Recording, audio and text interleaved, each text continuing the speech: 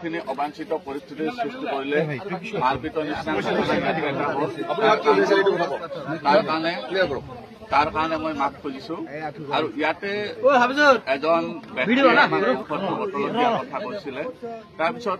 আমাৰ ষ্টাফৰ নিদিও বুলি ক'লে তেনেকৈ কিবা অলপ কথা বাঢ়ি গ'ল মই মাজত আহিলো মই মাজত অহাৰ পিছত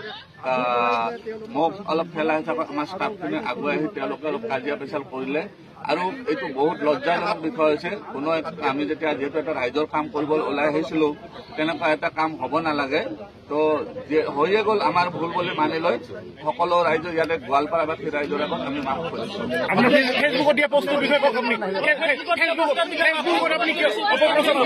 গুণ্ডাগিৰি যদি হৈছে আপোনালোকে কৈছে মানি লৈছো এনেকুৱা আৰু আমি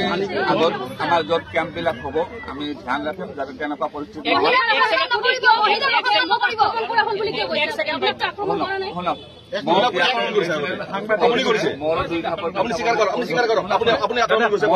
কৈছো মোৰো ভুল হৈছে তাতে কাৰণ এই যিখন কাজিয়া হ'ল মই চম্ভালিব নোৱাৰিলো সেইকাৰণে মকো তুলিছে